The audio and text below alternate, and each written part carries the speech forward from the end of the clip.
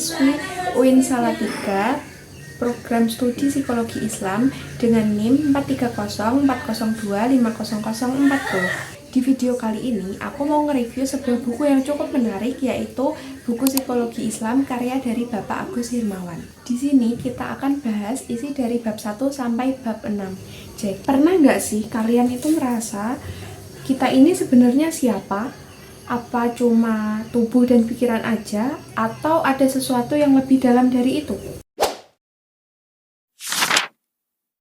Di bab pertama, kita diajak buat mikir hal yang sebenarnya sederhana, tapi ternyata dalam banget.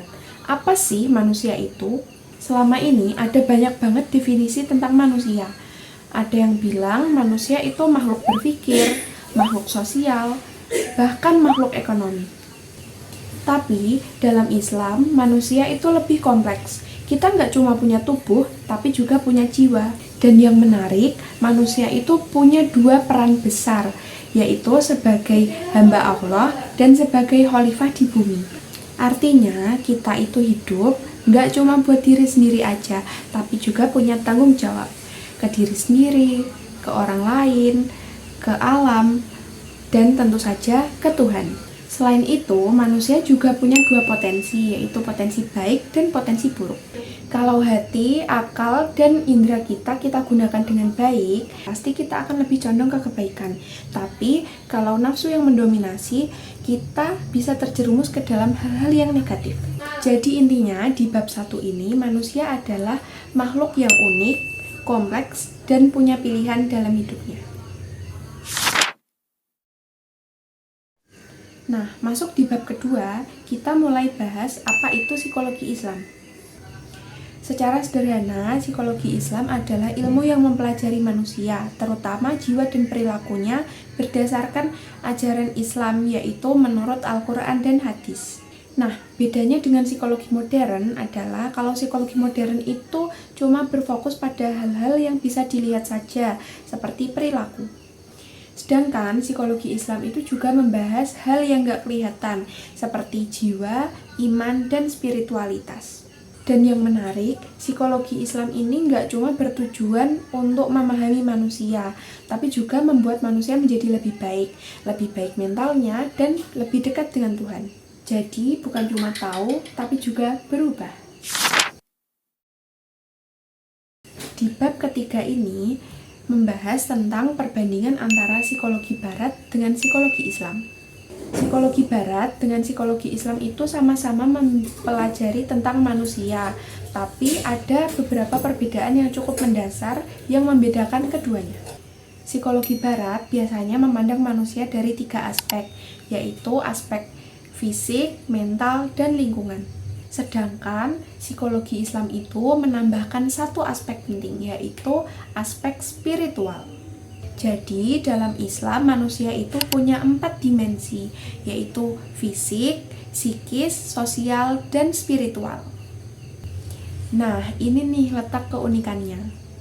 Karena dalam banyak kasus masalah manusia itu nggak cuma soal pikiran atau lingkungan, tapi juga soal hati dan hubungannya dengan Tuhan.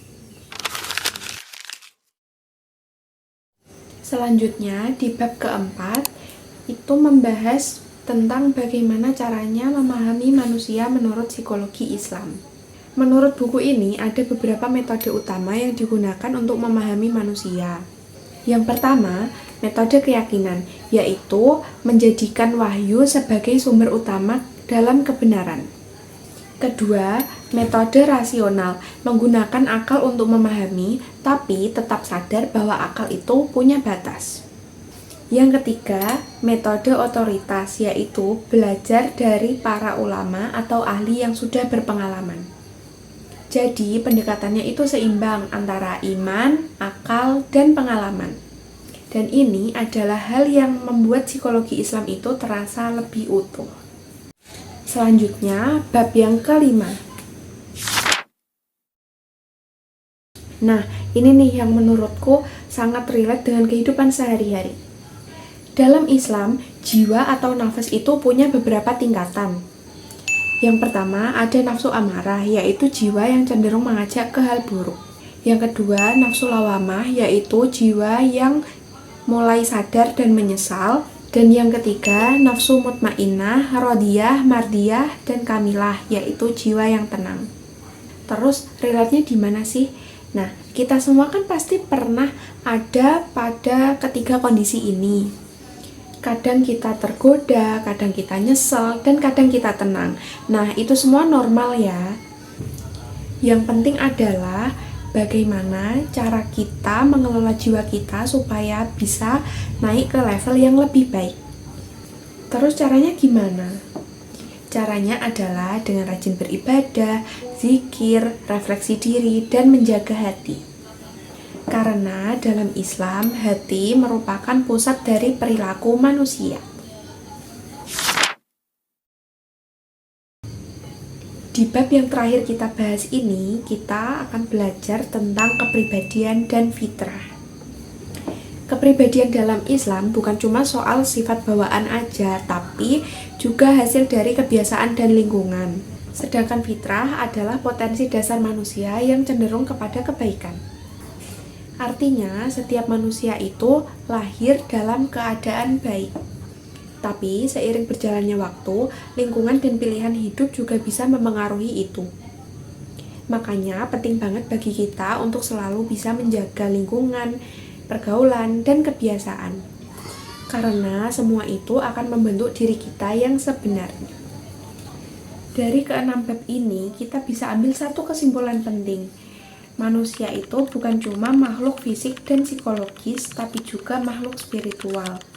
Dan kalau kita cuma memahami dari satu sisi saja, kita nggak akan benar-benar memahami diri kita secara utuh. Nah, buku ini cocok banget untuk kalian yang ingin belajar memahami manusia, terutama memahami diri sendiri dari perspektif Islam. Dan ini bukan cuma teori ya, tapi bisa jadi bahan untuk refleksi hidup. Sekian dulu video review buku Psikologi Islam dari aku. Kurang lebihnya mohon maaf. Wassalamualaikum warahmatullahi wabarakatuh.